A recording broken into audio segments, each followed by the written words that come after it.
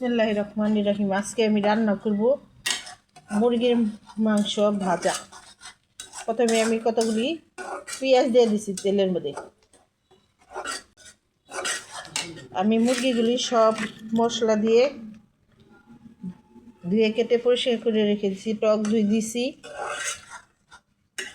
গরম মশলা, কাবাবের মশলা,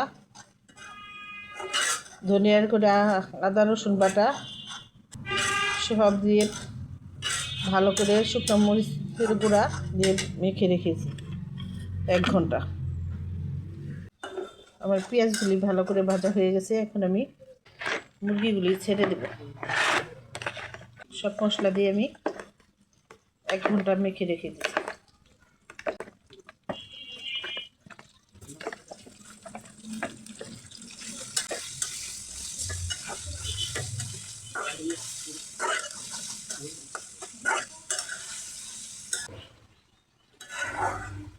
আমি মুরগিগুলি ভালো করে কষিয়ে নেব।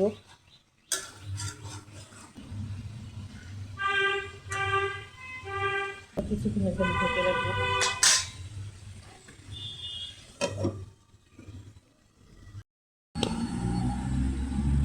আমি মুরগির মাংসটা ভালো করে ভেজে নেব।